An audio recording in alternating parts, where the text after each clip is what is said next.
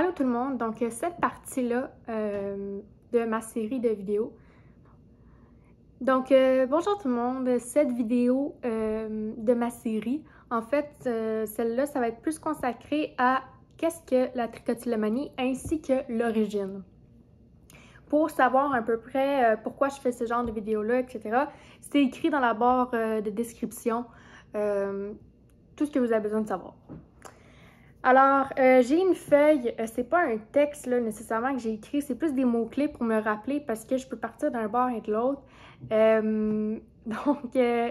C'est seulement pour m'aider à me repérer. Alors, je vais commencer par vous dire, en fait, la trichotillomanie, c'est quoi la définition du DSM, le dictionnaire de santé mentale. Parce que oui, c'est un trouble de santé mentale, la trichotillomanie. On a souvent tendance, peut-être c'est même la première fois que vous l'avez entendu, puis c'est pour ça aussi cette série-là. Donc, j'ai ici avec moi les critères diagnostiques. Donc ça, c'est quand que, on peut dire, dans le fond, les symptômes. Comme avant de diagnostiquer quelqu'un qui a la trichotillomanie, elle doit respecter ces critères-là, ces symptômes-là, ces apparitions, etc. Donc, la trichotillomanie, c'est, dans le fond, l'arrachage compulsif de ses propres cheveux. Donc, il y a 5 critères diagnostiques. Donc, le critère A, c'est arrachage répété de ses propres cheveux aboutissant à une perte de cheveux. B, tentative répétée de réduire ou d'arracher l'arrachage des cheveux. C, l'arrachage des cheveux entraîne une détresse cliniquement significative ou une altération du fonctionnement social, professionnel ou dans d'autres domaines pertinents. Important, excuse. Puis D, l'arrachage de cheveux ou la perte de cheveux n'est pas imputable à une autre affection médicale, par exemple une infection dermatologique. Puis E, finalement, l'arrachage de cheveux n'est pas mieux expliqué par les symptômes d'un autre trouble mental, par exemple les tentatives d'atténuer un défaut ou une imperfection perçue dans l'obsession d'une dysmorphie corporelle. Donc le E, il est un petit peu plus compliqué, là, mais c'est juste pour dire que c'est pas à cause d'un autre trouble que la personne s'arrache les cheveux. C'est vraiment la trichotillomanie. Et bon, là, c'est beau, là, côté scientifique et tout, mais en définition, bref, quelqu'un qui s'arrache les cheveux ou n'importe quel autre poil du corps, d'ailleurs, de façon répétée. C'est pas mal ça, le gros résumé. Donc, un petit peu d'explication, là, c'est un comportement pour extérioriser le ressenti intérieur. C'est un régulateur émotionnel. Encore là, j'essaie d'être le plus bref possible dans mes vidéos, mais tu sais, si ça vous intéresse et tout, le côté vraiment plus poussé, vraiment beaucoup plus psychologique, etc. Il y a beaucoup de recherches, puis encore là, tout se trouve dans ma barre de description. Il y a aussi ce livre-là que j'ai vraiment beaucoup aimé, de Jean-Christophe Seznec, J'arrête de m'arracher les cheveux. Donc, j'ai vraiment apprécié parce que c'est un psychiatre dans le fond. Donc, c'est pas n'importe qui, là. C'est pas moi qui me suis partie un livre, là. C'est vraiment un psychiatre qui décrit à travers ses patientes qu'il a eu parce qu'il se spécialise là-dedans. Donc, ce que ce n'est pas, OK? La trichotillomanie, ce n'est pas un TOC. Le TOC, c'est le diminutif de trouble obsessionnel compulsif. Ouais. On peut le penser parce qu'on se dit, bon, ben là, ça le dit, le arrachage compulsif. C'est pas la même chose que le TOC.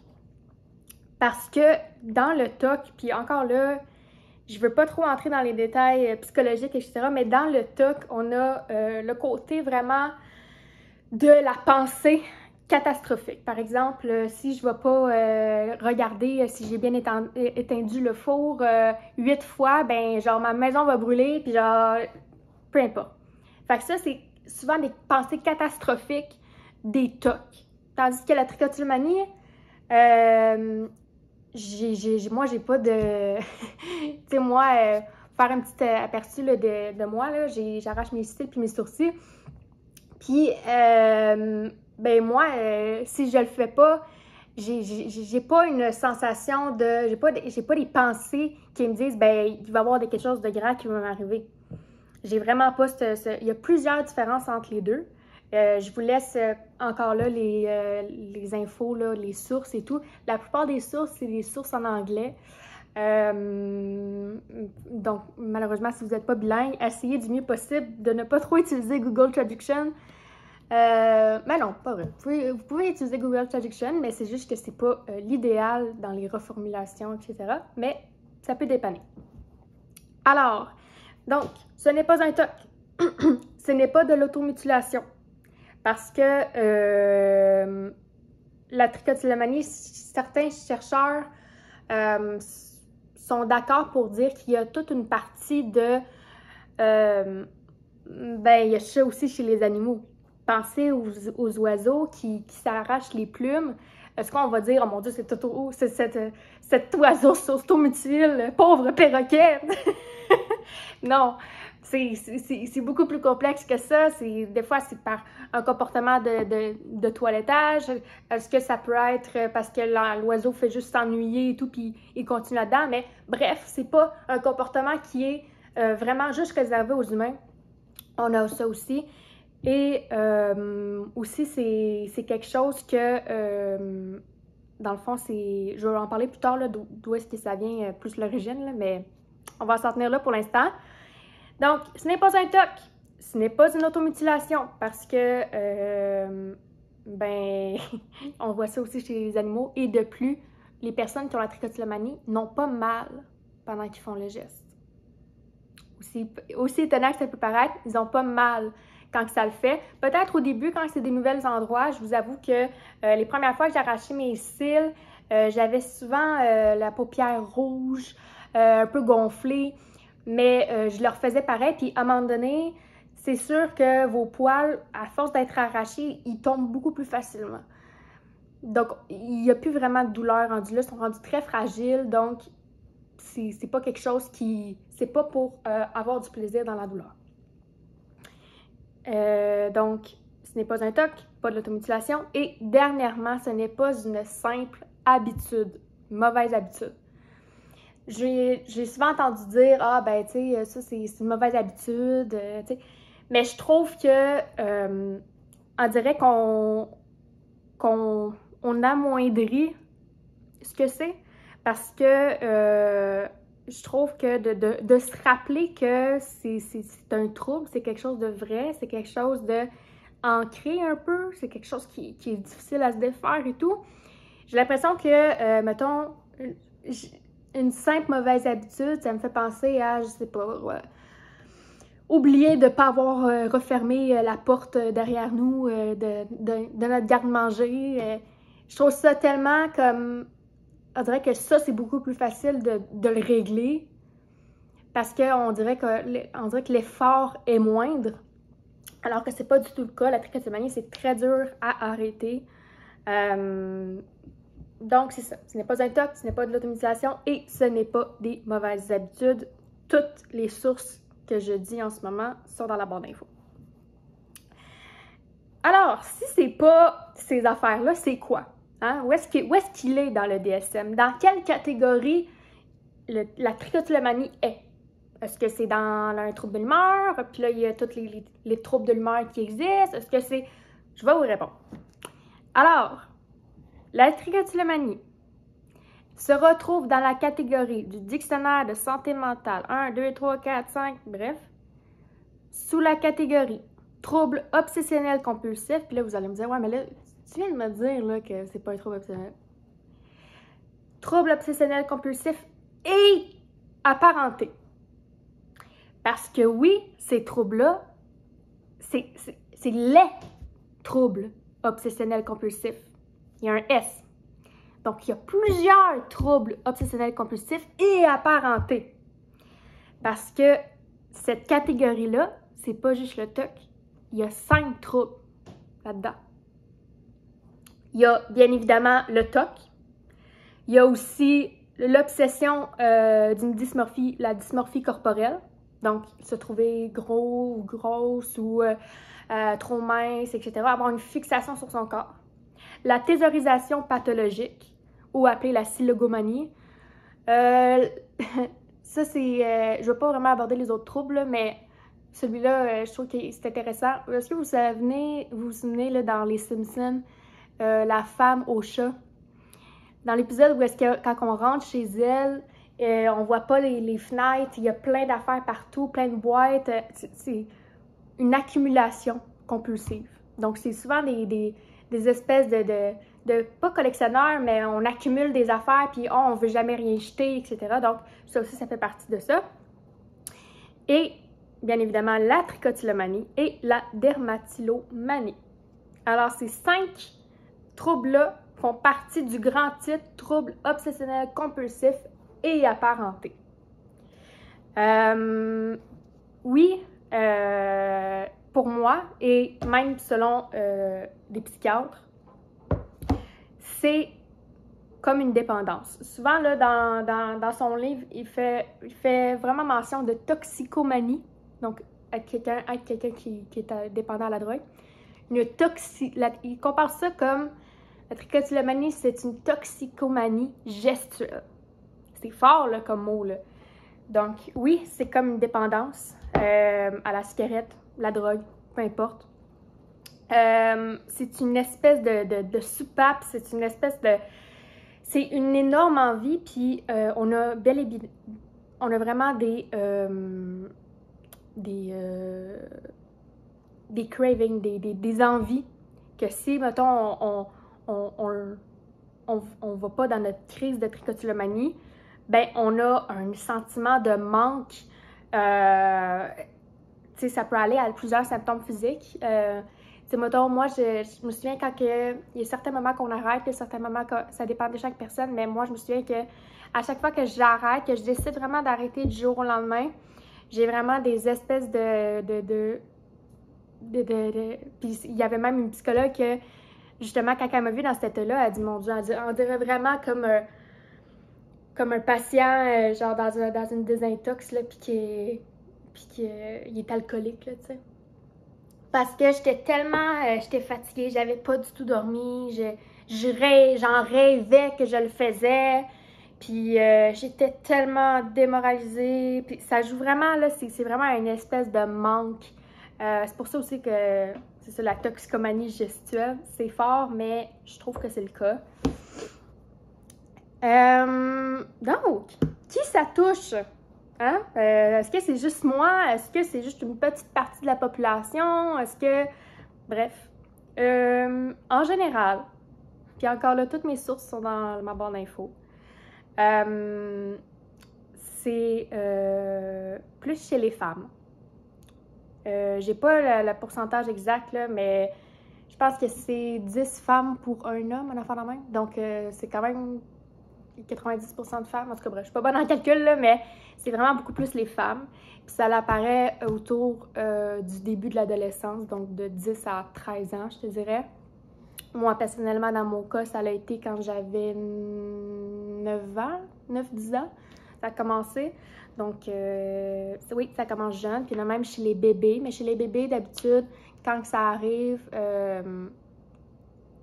c'est beaucoup plus fréquent qu'ils arrêtent par eux-mêmes. C'est ça. Alors, donc, on sait que ça touche les femmes environ vers la pré-puberté, puberté. L'âge... ah oui, puis c'est ça, ça commence à partir de là, mais ça se poursuit dans la vie, puis ça peut arrêter, ça peut recommencer, etc. Le pourcentage de la population, en fait, si je me trompe pas... Non, c'était dans le DSM qui a la prévalence. Donc, ça, c'est une étude qui a été faite en 1997 et en 2010. Donc, je ne sais pas c'est laquelle qu'il faudrait prendre. Mais tout ça pour dire que c'est environ 1 à 2% de la population générale. Et ça, on s'entend que c'est par rapport au DSM.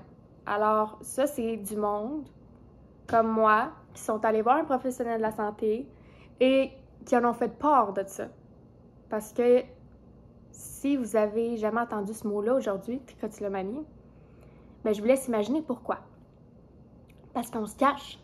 Parce que c'est pas beau de voir une femme pas de cils, pas de cheveux, pas de sourcils, ou peu importe. C'est très tabou. Puis c'est pour ça aussi, ma série de vidéos, c'est que je viens vraiment vous informer là-dessus parce que on est souvent en silence.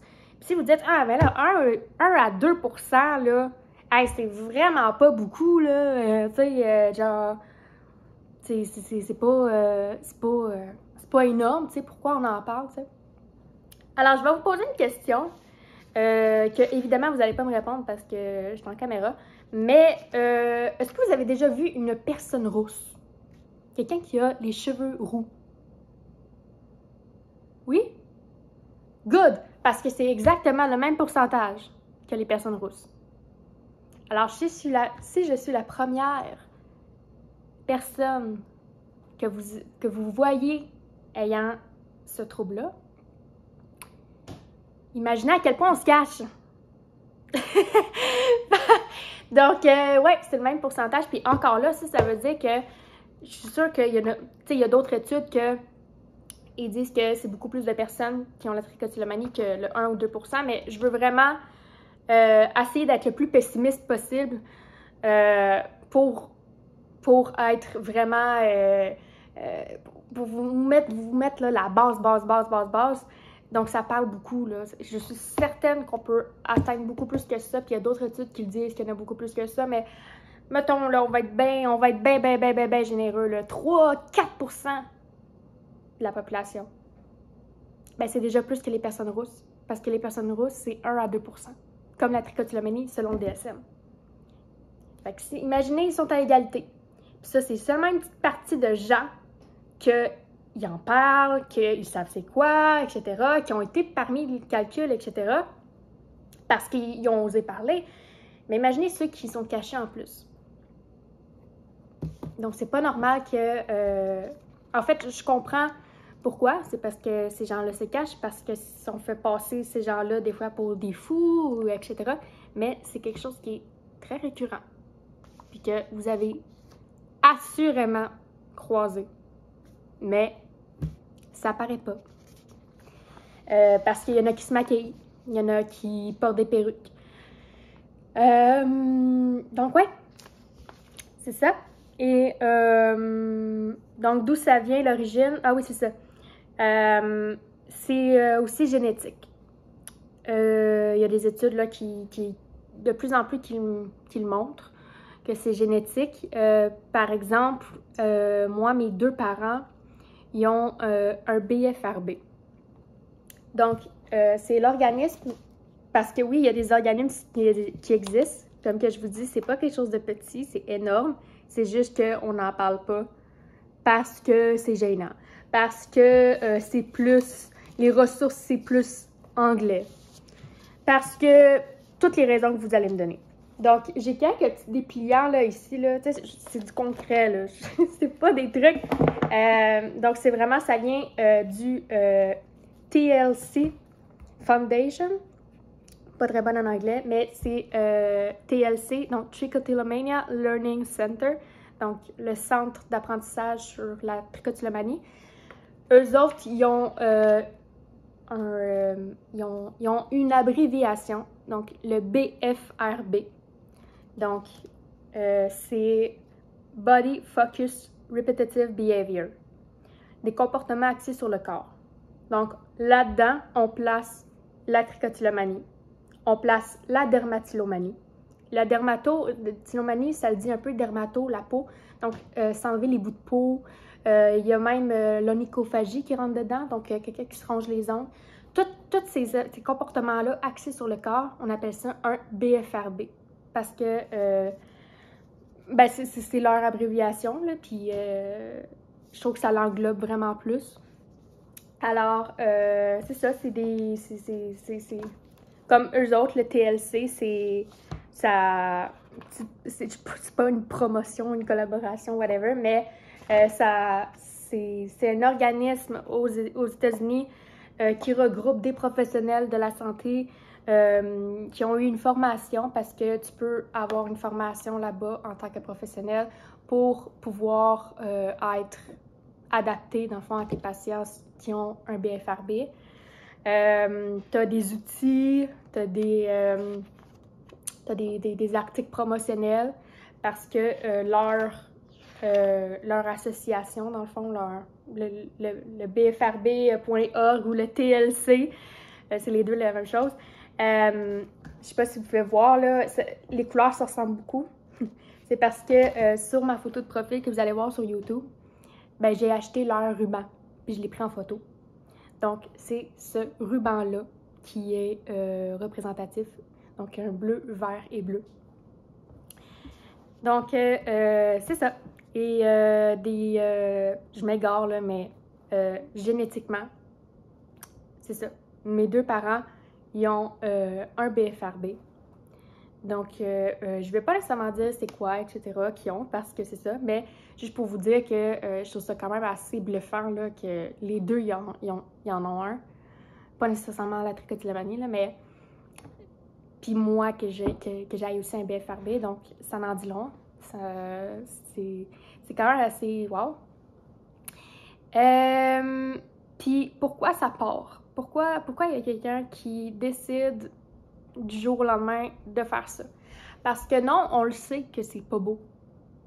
Genre, je sais très pertinemment que moi, ça a tout le temps été un énorme coup pour mon estime. Ne pas avoir de cils puis de sourcils, c'est surtout en tant que l'image qu'on a de la femme avec des beaux longs cils, avec, tu sais, on le sait, là. C'est pas par fun qu'on fait ça, c'est quelque chose qu'on essaie d'arrêter, c'est quelque chose que, tu sais, on a de la misère à faire la paix avec ça. Donc, ouais. Mais pourquoi ça part? C'est souvent à cause d'un événement traumatisant ou de plusieurs événements qui font en sorte que. Et d'ailleurs, même, c'est souvent en cohabitation là, avec un trouble anxieux. C'est vraiment par rapport à l'anxiété, le stress, mais aussi, tu sais, ça peut être juste parce que tu vis une émotion qui est forte. Elle peut être positive, négative, triste, etc. Mais juste parce que c'est fort, ça te donne envie. Je vais faire là, une autre capsule, là, la capsule de crise. Donc, celle-là va beaucoup plus expliquer en détail sur comment ça arrive, etc. Mais en général, c'est à cause de ça. Donc, je pense que j'ai pas mal fait le tour pour cette capsule-là. Donc, sur c'est quoi et l'origine. Donc, si je fais un petit résumé, trichotillomanie, quelqu'un qui s'arrache les poils sur le corps de façon répétée. Qui ça touche tout le monde, mais d'habitude, c'est les femmes. Ah, j'ai oublié de vous parler de la dernière chose. Parce que oui, ça touche beaucoup de gens. On l'a vu avec les statistiques, mais je vais mettre en vidéo une capture d'écran que j'ai faite. En fait, c'est une vidéo. C'était une story de Roxane Bruno. Roxane Bruno, qui est une chanteuse quand même assez populaire au Québec, a peut-être pas diagnostiqué, mais a la trichotillomanie. Et ben, je vais vous mettre la preuve en vidéo. Mais tout ça pour dire que la vidéo que je vais vous montrer, je le montre parce que elle a mis ça sur sa story publique. Donc, je me dis que ça ne doit pas être si grave que ça, que je reprenne ses mots puis montrer ce qu'elle dit, etc. Parce que, bon, je me dis que quand tu t'exposes au public, tu as des chances de te faire reprendre et tout, mais je pense pas que si elle regarde ça, elle va être fâchée. Je pense qu'au contraire, elle va être contente que quelqu'un parle de santé mentale, etc. Et qui, elle-même, est à l'aise d'en parler, donc. Et après ça, le deuxième vidéo, je ne vais pas le montrer parce que j'ai pas assez les compétences cool de Photoshop et je n'ai pas Photoshop pour barrer les noms des utilisateurs Instagram parce que elle montre le nombre de commentaires qu'elle a reçu des gens qui disent « Moi aussi, je fais ça, mes cils, mes sourcils, j'arrache depuis que j'ai 10 ans, hein. Moi aussi, je pensais que j'étais seule. » Des centaines de messages. Mais je ne vais pas montrer parce qu'on voit les utilisateurs, puis eux autres n'ont peut-être pas le goût de se faire show-off comme ça. Mais ça pour dire que ça touche des célébrités même. Il y aurait même comme un site là, de potins, là, encore là. Ça, par contre, sur des petites pincettes, mais même Lady Gaga, elle l'aurait fait ou elle aurait la trichotillomanie, même en ce moment, ou I don't know, mais ça touche tout le monde. Tout le monde, tout le monde, à travers le monde. Alors, c'est pas mal ça pour ma première vidéo. Je vous laisse en fin de vidéo, la vidéo de Roxane Bruno qui parle de la trichotillomanie. Bye!